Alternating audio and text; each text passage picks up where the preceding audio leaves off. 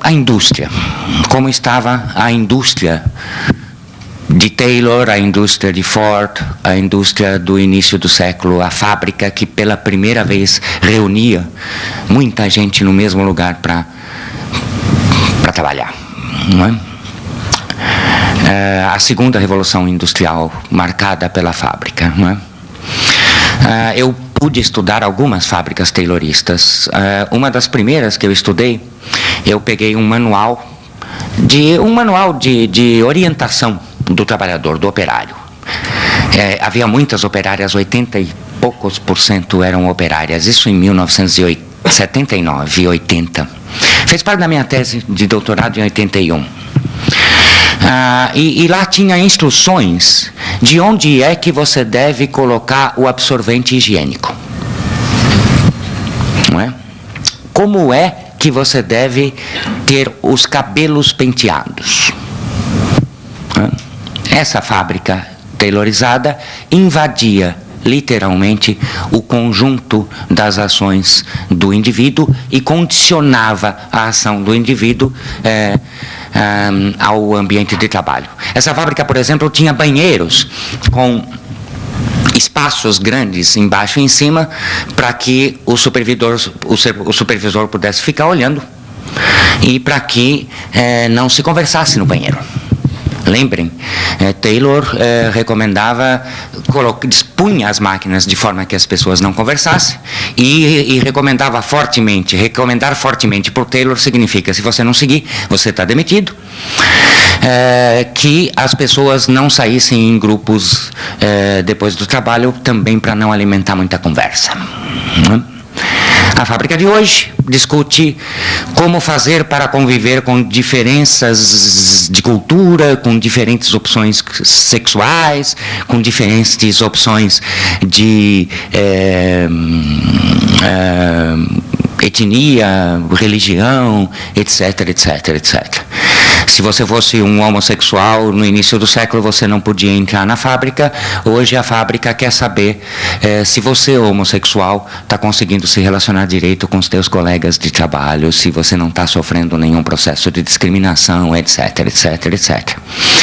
A estrutura, a parafernália que o Taylor montava para impedir a comunicação, virou ao contrário na indústria de hoje, e você procura dispor as máquinas de forma que as pessoas tenham mais contato, flexibilizar os horários para que possam conversar, encher de festinha, de happy hour, para que as pessoas se conheçam melhor no ambiente de trabalho, enfiar um monte de psicólogos sorridentes lá dentro para que as pessoas se conheçam melhor.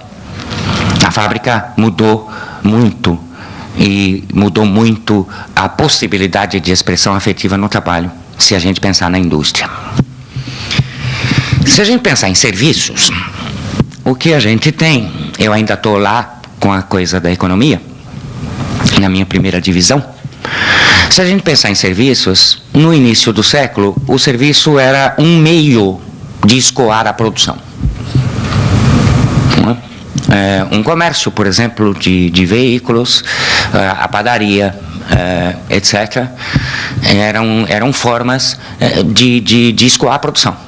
Uma fila, por exemplo, enorme, numa concessionária de veículos, era um excelente sinal de que a produção estava indo muito bem, obrigado, e quanto mais fila, melhor. E se a gente pudesse retardar um pouco o atendimento para a fila aumentar, isso significaria que, melhor ainda, porque afinal, o que nós estamos fazendo aqui é escoando a produção. Não é? Hoje, a mesma área de serviços se transformou numa enorme e cada vez mais crescente indústria da gentileza. Não é? Uma tese sobre saúde mental e trabalho em atendentes de telefonia, que foi defendida agora em Minas, e eu tive a oportunidade de estar na banca. O atendente dizia do treinamento dele e dizia como o treinamento influenciou ele como indivíduo. E ele faz ele trabalha num call center de uma empresa telefônica de Minas Gerais, né? E ele dizia que pisou no pé não, uma senhora pisou no pé dele no ônibus e ele pediu desculpa para a senhora. E aí a brincadeira que se fazia no call center era que, sim, minha senhora, desculpe por ter colocado o pé embaixo do seu. Não é? Gentileza hoje é um padrão de qualidade no trabalho e grande parte da força de trabalho está deslocada para vender gentilezas. Não é? Se você estiver mal-humorado, se você brigar com um atendente, aí sim é que ele te chama cada vez mais de sim senhor, meu senhor, o que o senhor quer? Claro, isso, etc, etc, etc, etc.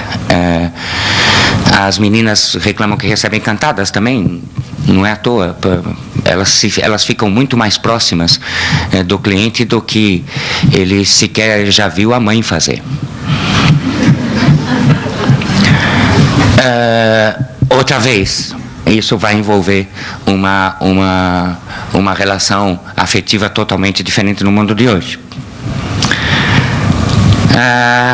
Nós estamos, e eu já falei sobre isso em Porto Alegre, atravessando uma fronteira do trabalho formal para o trabalho informal, não é? Se vocês olharem as estatísticas, o IBGE, apesar dos problemas de método, é quem tem o melhor desenvolvimento de uma pesquisa sobre trabalho informal. Foi feita em 1997 e se promete repetir pela primeira vez, e se promete repetir de 5 em 5 anos. Se você for olhar o mercado informal, você vai ver que a grande maioria, nós estamos falando de metade da população trabalhadora no Brasil.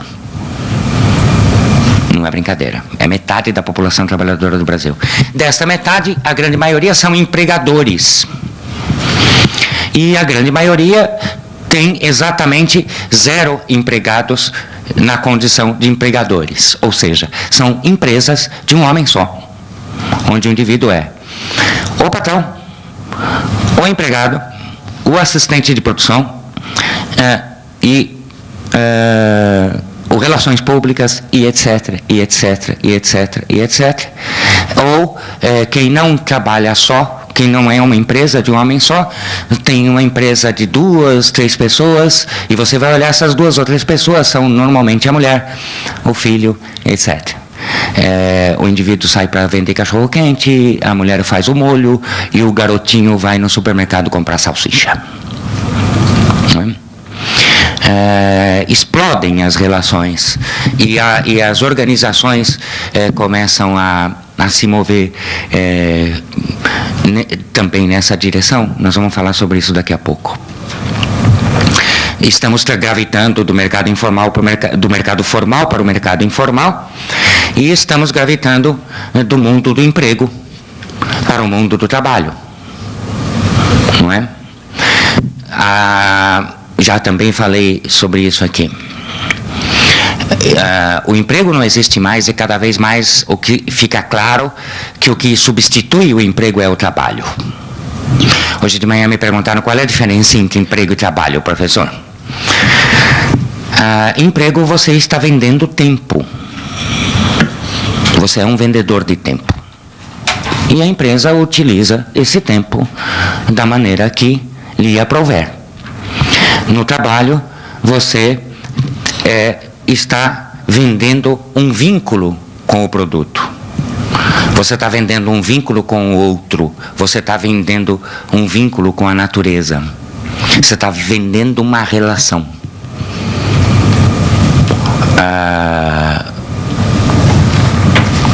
No emprego, você está vendendo o tempo. No trabalho, você está vendendo também os desejos, também os afetos. Se você toma o emprego na linha de montagem para caracterizar bem o início do século passado, o que você vai ver são gestos que se repetem per omnia, muitas vezes sem saber qual é a consequência dele. A fábrica típica é a fábrica onde muita gente constrói um automóvel e ninguém sabe fazer o automóvel, não é? A fábrica típica de hoje quer que o indivíduo se rodizie, quer que ele aprenda todas as funções, quer que ele converse com muita gente daí por diante, não é? Mas estamos num nível macro, estávamos falando de economia, larguemos um pouco a economia e falemos da família. No início do século, outra vez, e no início deste novo século, papai sai para ganhar dinheiro de macacão, mamãe fica em casa com o avental todo sujo de ovo, não é? Cuida do fogão, cuida dos filhos, cuida do marido. Isso distingue claramente, rapidamente, o que é o espaço afetivo e o que é o espaço de trabalho, não é? O lugar do afeto é em casa. A responsável pelo afeto é a mulher.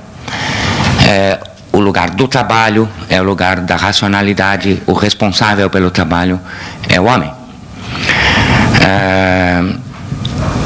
Essa organização, ela expulsou a família das relações de trabalho, inclusive na Inglaterra, com leis específicas para isso. Não pode deixar os filhos entrarem no local de trabalho, não podem parentes trabalharem no mesmo local. Até muito pouco tempo atrás, parentes eram proibidos de trabalhar na mesma fábrica, não é? Em algumas empresas ainda existem restos dessa cultura. Houve uma expulsão do afeto do trabalho, né? Do afeto que se realizava no trabalho para circunscrevê-lo na estrutura familiar, não é? Hoje, papai e mamãe vão os dois para o escritório, e esta revolução enorme, capitaneada inclusive no plano político e ideológico pelo movimento feminista, e no plano econômico pela escassez de mão de obra no mercado, o que você tem foi uma revolução brutal, mas uma revolução que não substituiu espaços, né? Ela não trocou o locus afetivo. Se antes era a casa e a mulher, agora o que há é um buraco afetivo. Não há um lugar para a expressão do afeto, para lidar com ele, para trabalhar com ele daí por diante. Ele é expulso do seu lugar específico, que é a casa, e não encontra um outro lugar específico para se manifestar e se exercer. E não peçam para a mulher que seja a dona do afeto, ela está muito ocupada com as suas relações no emprego e com o computador que não está funcionando direito. Então, na família, você está sofrendo a todo um processo de revisão dessas relações, né? Continuemos nosso trabalho. Pense na jornada de trabalho. A venda de tempo, ela se estruturou no século passado em cima de uma jornada muito bem delimitada. O cartão de ponto é comemorado, por exemplo, como uma invenção capaz de disciplinar as relações de trabalho, não é? Os tempos se organizavam dessa forma. Os tempos se organizam na agricultura com relação a tempo de plantio, tempo de colheita, tempo de semear a terra. Os tempos se organizam na fábrica pela jornada de trabalho e pelo cartão de ponto. E hoje não se vende mais tempo, como eu disse, se vende produto, se vende vínculo com o outro, e a jornada de trabalho explodiu. Não existe mais jornada definida de trabalho, né? A grande maioria das pessoas não tem ideia de quando começa a trabalhar, não tem ideia de quando termina a trabalhar, não tem ideia de quanto tempo vai durar o trabalho, etc, etc, etc, etc. Um profissional que anda crescendo muito e deve continuar crescendo, por exemplo, é o tal do prestador de serviços em informática, né? É o fulano que você chama na tua casa ou no teu escritório quando a impressora insiste em não imprimir, né? Ele vem, pode levar 5 minutos com o problema e te deixar com uma cara de imbecil porque não tinha pensado nisso ainda. Ou ele vem e pode ficar o dia inteiro e ele ficar com cara de imbecil porque não tinha pensado nos problemas todos. Quer dizer, e o conceito de jornada desapareceu. Você o paga do mesmo jeito se ele ficar lá 5 minutos, você o paga do mesmo jeito se ele ficar o dia inteiro, daí por diante. E eu falei do assessor de informática como exemplo. Pense no teu trabalho e veja se o teu trabalho está circunscrito a uma jornada. Pense no meu trabalho e veja se ele está circunscrito a uma jornada. Não é? As ligações todas que eu fiz com a Suzana às noites para conversar estavam rigorosamente dentro da minha jornada de trabalho e da dela. Né? E ninguém perguntou, olha, lembra daquela velha metáfora de você parar com o prego no meio porque já tinha dado 6 horas da tarde e começar a bater o prego só na... Não existe mais. Aliás, é preciso avisar, e rápido, um movimento sindical que a jornada de trabalho acabou, porque eles ficam reduzindo, brigando para reduzir algo que não existe mais. Como dizia Caetano Veloso na minha época de garoto, tentando matar amanhã o velhote inimigo que morreu ontem. Não é? Simplesmente não há mais jornada de trabalho. Não é? Se você pensa nas relações sociais de trabalho, quanto tempo eu tenho? Você me avisa quando estiver faltando 10 minutos, que eu fico falando e eu quero ouvir vocês também. Quando você pensa, por exemplo, nas relações sociais dentro do trabalho, não é? A lógica se estruturava em termos de obediência. E o problema principalmente do psicólogo do trabalho era estudar como que se davam as relações de chefia. Tome estudos e mais estudos sobre liderança, lembra? Como faz para liderar, como faz para selecionar líderes, como faz para que o líder consiga, em última instância, sejamos claros, como o líder consegue a obediência do seu grupo. Né? Chefes, e quanto mais chefes, melhor. O chefe do chefe, o chefe do chefe do chefe, o chefe do chefe do chefe, quanto mais vertical a estrutura, melhor para a racionalidade do trabalho e simples, manda-se o primeiro chefe, que por sua vez manda para o segundo, terceiro, quarto, 5, até alguém que realiza no final dessa linha. Antes se pensava em chefia, obediência, hoje se pensa em time.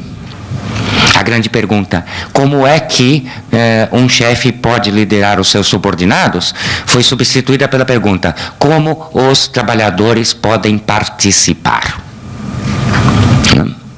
A grande discussão é a participação. O que quer que isso seja?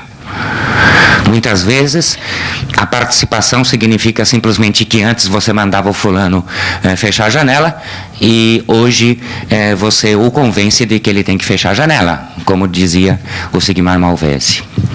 Mas mesmo assim, mesmo hipócrita, a grande questão que se coloca de um ponto de vista da empresa é exatamente a questão da participação. Ao invés de pensar em chefes mais chefes mais chefes, você pensa em times de trabalho e trata de reduzir aquela enorme daquela pirâmide dentro da organização. Quanto mais horizontalizada, quanto menos diferenças de hierarquia, melhor. Quanto mais as pessoas trabalharem junto, melhor daí por diante. E outra vez, é claro, isso vai ter uma forte implicação de um ponto de vista das emoções. Quando você pensa no produto do trabalho, não é? A fábrica taylorista, ela foi organizada para roubar o gesto produtivo. O que estava em questão o tempo inteiro era se apropriar de um conhecimento sobre a produção que no feudalismo pertencia ao trabalhador e que a engenharia de produção, o setor de organização e métodos, lembra? Setor de organização e métodos, deveria reverter e transformar numa tecnologia da fábrica, e ao trabalhador não restava mais o gesto produtivo, restava a tarefa, não é? Restava realizar movimentos. O que estava se vendendo era força de trabalho, não é? Um trabalhador vende a sua força de trabalho, ou vendia a sua força de trabalho, não é? E esse circuito de roubo e de reapropriação do gesto, eu fui obrigado a enfrentar esse problema quando estudei a questão da alienação.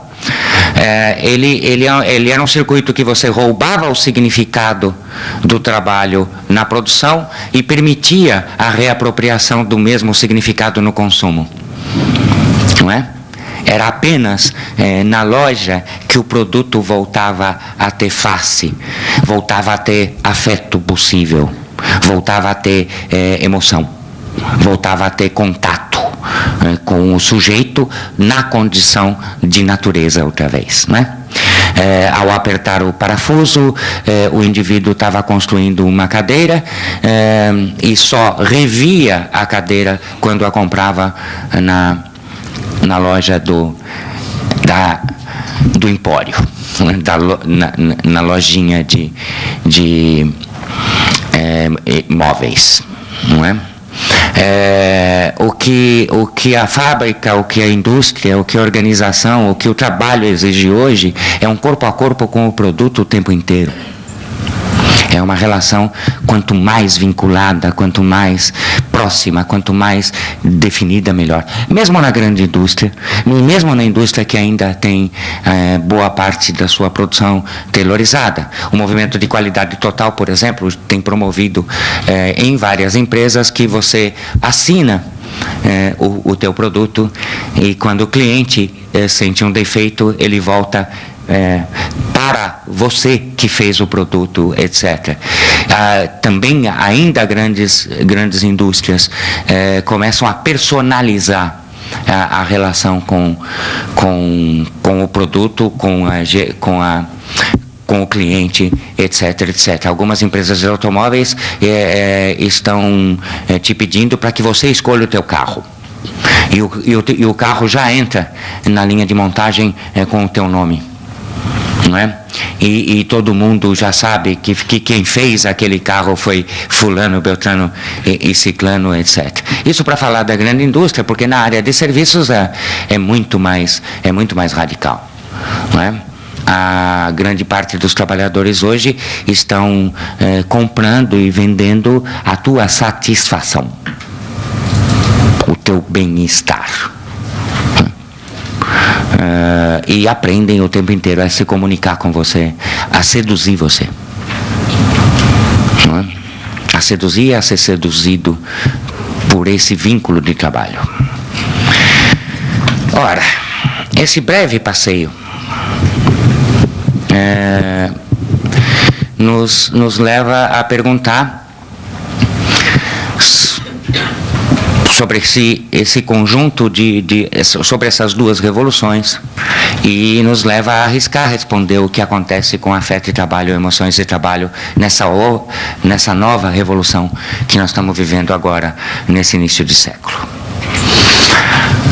O que será que é básico no ser humano? O que será que é fundamental? Sobre que pilares se organiza a possibilidade de compreensão do ser humano?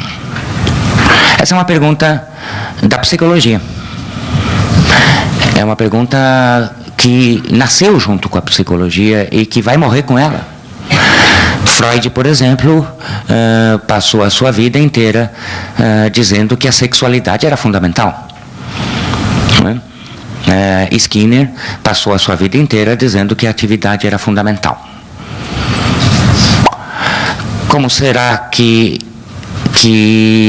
cada psicólogo respondeu essa questão? Isso seria motivo para uma outra conversa. Mas tem duas coisas que a gente pode ter segurança que são fundamentais, que são bases, que são estruturações de qualquer ser humano em qualquer momento histórico. Uma, a psicologia já sabe há muito tempo, é o afeto. São as tais das emoções, são as formas como a gente se liga. É o nosso vínculo imediato. O trabalho é todo mediado, a linguagem é toda mediada. No afeto nós somos imediatos. A psicanálise tem razão em dizer que nós coabitamos os afetos com os animais, porque também para eles o vínculo e as relações são imediatas. São imediatas, são construídas desde muito cedo. Não é? E a outra coisa que é fundamental, mas que passa um pouco desapercebido da nossa cabeça, é o tempo. É a forma como o tempo se organiza. A doutora Ana Lia Soria, que trabalha no nosso laboratório, escreveu junto comigo, mas a descoberta foi dela,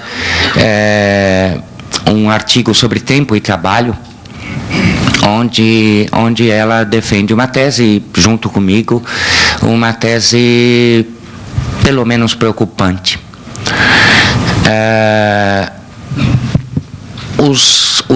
O tempo da fábrica, o tempo de Taylor, o tempo de Ford, organizou a nossa vida.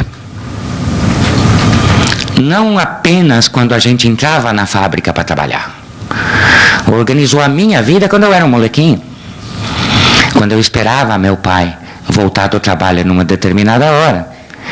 Meu pai trabalhava com venda de frutas no mercado, então ele começava a trabalhar às 2 da manhã, porque ele vendia para o Fernante vender na feira. Então, quando eu queria acompanhá-lo no trabalho, eu levantava às 2 da manhã para ver como é que meu pai trabalhava. Meu pai dormia cedo, então a gente não podia fazer bagunça, não podia ver televisão muito alta. Televisão, não tinha televisão. Televisão veio ter depois.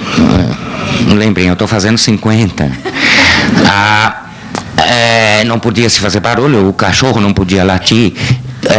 O tempo do trabalho organiza o tempo da família, organiza o tempo do filho, etc. Não é? São muitas e muitas as criações, por exemplo, que falam sobre o tempo rural, né?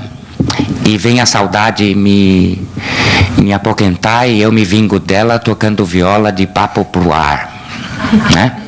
Tocar viola de papo pro ar é tempo rural, não é? Não se fica de papo pro ar na sociedade industrial. Os tempos são marcados, né? E o tempo que estava marcado era o tempo da relação entre o indivíduo consigo mesmo, com sua família, com seus pares, com seus queridos, e o tempo com a razão, com a racionalidade, com a produção, com a produtividade, etc, etc. E isso foi uma revolução brutal que nós, psicólogos, infelizmente, nunca entendemos direito. Nunca entendemos direito. Não entendemos como foi que o tempo invadiu, o tempo da fábrica invadiu as nossas vidas na Revolução Industrial. E agora o tempo é que mudou. Não há mais um tempo do afeto e um tempo do trabalho. Porque não há mais jornada, porque não há mais impossibilidade de comunicação, etc, etc. Muda radicalmente a nossa vivência com o tempo. E muda brutalmente a nossa vivência com os afetos. Não é? Se antes gostar ou não gostar era algo que se discutia em casa, hoje gostar e não gostar acontece durante 24 horas do teu dia, nas tuas relações de trabalho, nas tuas relações afetivas, na mistura brutal que existe entre as relações afetivas e trabalho, porque você trabalha em casa e teu filho está do teu lado, porque você leva o teu filho para dentro da fábrica para ver quando é que o papai está funcionando num sábado e se encontra com todo mundo lá, etc, etc. Ora, se você toma um rápido passar de olhos por essa história, o que você tem? Você tem, no início do século passado, a expulsão do afeto, a expulsão das emoções de dentro do local de trabalho, muitas vezes expulsão na porrada, muitas vezes demitindo o fulano se ele começasse a namorar a cicrana dentro da indústria, né, dentro do escritório. E você tem a urgência de trazer de novo as emoções para o trabalho no início desse século, né? Ora, e os tempos afetivos e os tempos de trabalho estavam seccionados, né? Eles eram para nós todos muito diferentes, né? O tempo de uma conversa entre uma mãe e um filho é um tempo marcado pela emoção, marcado pelo afeto, marcado pela forma como as relações vão se dar.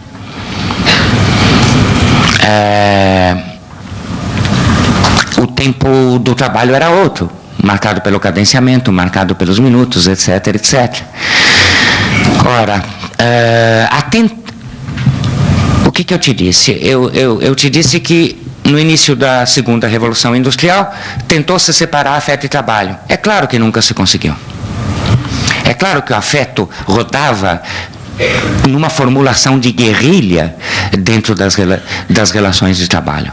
É claro que as pessoas se olhavam escondidas no escritório, que as pessoas conversavam escondidas no banheiro, por isso que o banheiro era protegido contra conversas no início do século.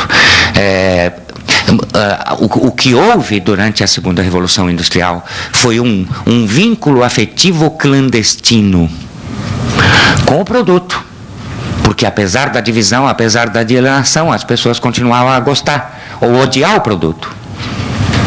Com o outro, porque convivia com ele durante 8 às 10 horas e não havia Taylor que me convencesse que eu não devia olhar para as pessoas e conversar com elas. Um excelente filme sobre a fábrica taylorista é o filme que chama Lulu Metalúrgico, né?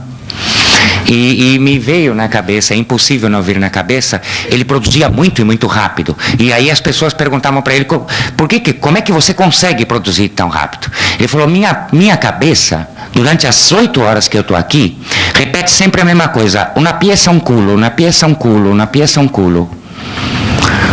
A peça era a que ele estava fazendo e o culo era da moça que trabalhava do lado. Essa era a forma de organização clandestina do afeto na Revolução Industrial. Hoje, a empresa, a indústria, a organização que passou 100 anos tentando expulsar as relações afetivas, precisa que as relações afetivas estejam de volta. Se trata de uma imposição desta nova sociedade. A sociedade do século passado era uma sociedade em que havia necessidade de produção de massa. Quantos carros eu fizesse, quantos carros eu venderia.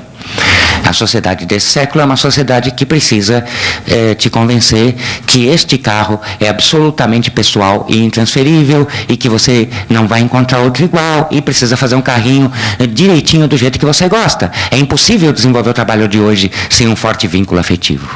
Estou falando da indústria, agora pense em serviço. Como é que educação, que é um dos setores que está crescendo mais, como é que o educador vai educar sem afeto, não é? Nós temos um livro inteiro sobre isso, Educação, Carinho e Trabalho, discutindo a importância do vínculo afetivo dentro do trabalho do professor. E eu poderia falar do trabalho do atendente, e eu poderia falar do trabalho da moça que vende bugigangas no shopping center, etc, etc, etc, etc. O que vai ocorrer com essa promiscuidade absoluta entre trabalho e afeto agora, no início desse século? Não sei, me perguntem daqui a alguns anos. É muito novo. O que eu sei é o que a gente não deve fazer. O que eu sei é que não adianta mais programinha para fazer desenvolvimento dos funcionários no sentido de melhorar a emoção e exposição, etc. Não é? O que eu sei é que, de certa maneira, o título dessa conferência vai desaparecer. É impossível pensar, ou será cada vez mais impossível pensar, emoção nas organizações diferente das outras emoções em outros lugares. Não é? O que eu sei é que é preciso manter os olhos abertos. Porque a pessoa que se emocionava antes no trabalho, ela sofria e expunha o seu sofrimento dentro de casa. Ela tomava uma pancada do chefe aqui e chutava o cachorro lá. Essa pessoa, com seus afetos e as suas emoções, florescendo o tempo inteiro com o produto, florescendo o tempo inteiro com o outro, se expondo o tempo todo, vai ter que encontrar um jeito de expressar suas emoções dentro da situação de trabalho mesmo. Os seus vínculos dentro do trabalho mesmo, o seu erotismo dentro do trabalho mesmo. Até porque a distância, a separação restrita entre trabalho e não trabalho sumiu quando sumiu a jornada. O que eu sei é que nós precisamos cada vez mais ficar de olhos abertos. Nós fazemos diagnóstico de saúde mental no trabalho, o que significa diagnóstico de afeto no trabalho, há 20 anos. E a próxima providência que nós vamos tomar é um diagnóstico online que esteja no teu computador o tempo inteiro, que possa ser acessado o tempo inteiro, que a pessoa possa consultar o tempo inteiro, que possa ser feito várias vezes, etc. Em outras palavras, no início do século, a ação se concentrava sobre OIM, organização e métodos, medindo cada gesto e vendo quanto tempo ele durava. A organização do trabalho hoje se enfrenta com um sujeito que chora, um sujeito que ri, um sujeito que se vinga, um sujeito que se erotiza, um sujeito que se emociona. As organizações do trabalho não estão preparadas para este tipo de trabalho. Espero que nós, psicólogos, pelo menos, estejamos. Obrigado. Bom, eu fiz essa pergunta que a gente está num estágio, né, estágio de trabalho, e é numa organização assim que a gente identifica bem direitinho essa questão assim bem fordista, taylorista Vou dar um exemplo assim prático, assim, a gente vê pessoas que trabalham conosco, né, por exemplo, a secretária da nossa chefe, onde ela chega para nós e diz que ao meio-dia vai para casa trocar de roupa porque a chefe não gostou da roupa dela, né? E a gente no local não tem esse espaço de escuta, né? A gente trabalha com seleção e recrutamento apenas, e a gente também não tem muito espaço para criar alguma coisa, né? Então, assim, alguma ideia do que fazer, assim, a gente pensa em fazer um espaço de dinâmica, de recreação entre todos, mas, ao mesmo tempo, a gente está meio de mão atada, assim, né? Por ser um estágio, a gente está temporariamente ali e, ao mesmo tempo, está nos angustiando. E toda a equipe da divisão de estágios também está pedindo socorro, assim, não aguento mais, não, tô louca para ir embora, mas ao mesmo tempo fica por questões financeiras, por questões da própria faculdade, assim, tem que terminar o estágio para se formar, ou, né, várias questões, assim. Então, por isso que eu lancei. Respondo. Olha, foi bom você colocar essas coisas. O ritmo de mudança no mundo do trabalho, ele é sempre um ritmo muito desigual, né? E a gente, por exemplo, diz não, o taylorismo acabou, tal, mas existem ainda organizações tayloristas, não é? E a forma como essas relações vão se dando, ela é muito desigual. É muito desigual em termos de desenvolvimento econômico, de desenvolvimento tecnológico, etc. Não é? Em alguns setores, por exemplo, a mudança da estrutura da maquinaria, ela é muito pesada, ela não pode ser feita de uma hora para outra, né? Daí por diante.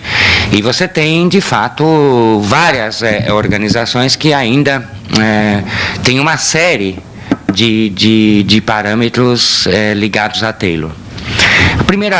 Como estagiária, a primeira coisa que eu te sugeriria é o seguinte: a tua organização ela não é 100% taylorista. Alguma coisinha já foi mudando, algumas formas já foram andando que se deslocaram para um lado ou para o outro, alguns espaços foram se abrindo nesse processo. Preste atenção nesses espaços, não é? Não apenas nessa relação mais fragmentada que, por exemplo, você comentou, né? E a segunda é que eu tenho muito medo da tal da dinâmica de grupo, dos encontros, dos grupos de encontro, etc. Porque eles acabam criando uma situação artificial dentro da situação artificial, né? Você não pode conversar com ninguém no trabalho, aí você faz uma dinâmica de grupo onde todo mundo conversa com todo mundo. Eu fiz isso quando era estagiário, e era uma gracinha, porque as pessoas trabalhavam num local barulhento, sujo, impedidas pelo contramestre de conversar. Aí lavavam o rosto e as mãos e iam para o curso de Relações Humanas, onde o psicólogo ensinava a dar as mãos e sorrir para o outro. Aí o cara saía de lá, agradecia muito, e depois voltava para um lugar barulhento onde ele não podia conversar, né? Eu acho que a atuação possível é a atuação menor mesmo, mais voltada para dentro da própria situação de trabalho. Eu não tentaria um programa desse tipo, não. E por último, se essa tua organização ela está assim fragmentada e impedindo as pessoas de se expressarem, isto deve estar implicando em algum sofrimento. E esse sofrimento é o melhor sintoma, é a melhor linguagem possível para você intervir. A LER, por exemplo, né? Lesão por esforço repetitivo, as outras coisas que acontecem no trabalho são modos do trabalhador gritar, são modos dele falar. Né? E os doutores sabem, né, Nélio, que o sintoma, enquanto forma de expressão, é uma linguagem extremamente forte. Procure os sintomas, procure os sofrimentos e através deles, ouvindo a linguagem deles, você vai poder mexer na tua organização de trabalho, entendeu? Eu estava vendo a exposição do Vanderlei. Eu gostei muito, assim, eu fiquei pensando nessa relação de emprego não existe, uma coisa que a gente ouve falar bastante, que hoje vende-se o trabalho, né? Hoje vende-se o trabalho e não mais o tempo. E nós estamos nas empresas, assim, psicólogos, não psicólogos, com vários trabalhos ali, e o que está acontecendo é que hoje falam que a gente pode conversar, pode falar, e a gente está vendendo mais do que o nosso trabalho, a gente está vendendo uma identidade. E a venda dessa identidade, ela é complicada, porque no momento que a gente não tem emprego, não tem aquela segurança, sempre está trabalhando para vender para o cliente interno também, que é o teu próprio empregador, para fazer a manutenção do teu emprego. Então, tu corre o risco de não querer, tu tem o risco de se te expor, então não vão gostar de mim, então eu vou estar com essa identidade, eu vou ser uma má identidade, uma referência negativa nesse meu trabalho, na atividade que eu faço. Então eu fico com essa questão, assim, né, de como é que tu fica. Quando a gente falava do modelo taylorismo, que não podia fazer, não podia fazer, não podia se relacionar. Todo mundo tinha uma certa segurança, porque já que não tem emoção, eu faço o meu trabalho, faço o objetivo que me mandaram, se der errado não fui eu, porque eu não tive que pensar, eu não tive que me expor, eu só fiz o que era mandado. E agora que tem esse outro modelo que a gente poderia se expor um pouco mais, tu corre esse risco. Eu fiquei pensando no filme ali do Lulu, que foi é um filme muito interessante. Ele pega e sonha com a máquina toda a noite. Ele está tão sem identidade que a identidade dele é a máquina. Então, os sonhos dele são com a máquina funcionando, tum, tum, tum. Ele tem todos os tempos da máquina certinho, inclusive nos sonhos. E daí ele começa a se despersonalizar. Mas no momento que a gente pode criar, eu também fico pensando assim, agora a gente fala de qualidade total, QVT, 5S, e são medidas padronizadas, são sistemas de padronização de comportamentos. Então, tu tem ali, aquilo ali tem que fazer daquele jeito, então tu tem que fazer tais e tais formulários, e isso eu acho que também quebra, de certa forma, a identidade do trabalhador. Eu gostaria que ele expusesse um pouco mais isso. Tentei ser breve. Bom, várias perguntas aqui, na verdade, pedem que se fale mais sobre essa questão, que foi mais ou menos o que ele acabou de pedir também, né? Quem precisar de alguma resposta para essas questões, o meu e-mail é codo@uol.com.br. codo@uol.com.br. O e-mail do nosso laboratório é trabalho@tba.com.br. Olha, você sempre vendeu tua identidade. O Lulu vendeu a identidade. Quando a gente trabalhou com o conceito de despersonalização ou de perda de identidade no trabalho, a gente estava trabalhando com uma metáfora infeliz. Não é? O que havia era a identidade esmigalhada, era a identidade submissa, era a identidade submersa de um indivíduo que tinha os mesmos gestos durante toda a sua vida e que sonhava com os mesmos gestos a sua vida, etc. A diferença é que antes você vendia a tua identidade e não sabia disso. Hoje você vende a tua identidade e sabe disso. Claro, você muitas vezes sofre mais quando sabe que está vendendo a identidade e talvez até se iludisse mais e sofresse menos com a ideia de que estava vendendo apenas um gesto e de que e não precisava pensar, não precisava conversar, etc. Quando você não percebia que o trabalho estava fazendo das tuas mãos, do teu afeto, da tua alma, algo diferente. Essa é a primeira questão. A segunda questão é que a forma como era feita a identidade antes, ela te padronizava, ela te deixava muito semelhante aos teus. Os metalúrgicos se pareciam com os metalúrgicos, os professores com os professores, os marceneiros com os marceneiros. E hoje, como o processo todo explodiu, você se parece cada vez mais com você mesmo e você tem cada vez mais dificuldade de se organizar com os outros. Nós vivemos uma crise do processo de organização. Os sindicatos, por exemplo, estão em crise, não conseguem traduzir os desejos de uma categoria profissional, até porque a categoria está explodindo e cada cabeça é uma sentença, não é?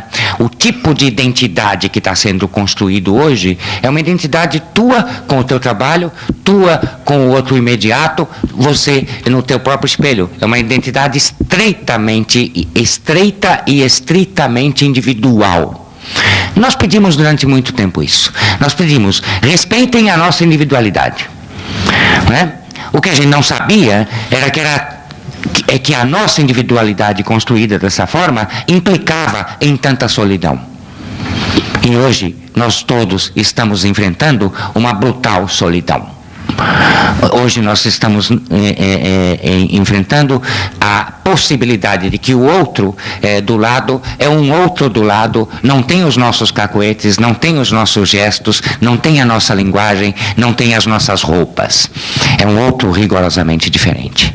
A A gente sabia reivindicar a individualidade, fizemos isso durante o período da Revolução Industrial inteiro. A gente não sabia conviver consigo mesmo, conviver na frente do espelho e ter que decidir a cada momento como eu sou, como eu vou ser, o que eu falo, o que eu farei.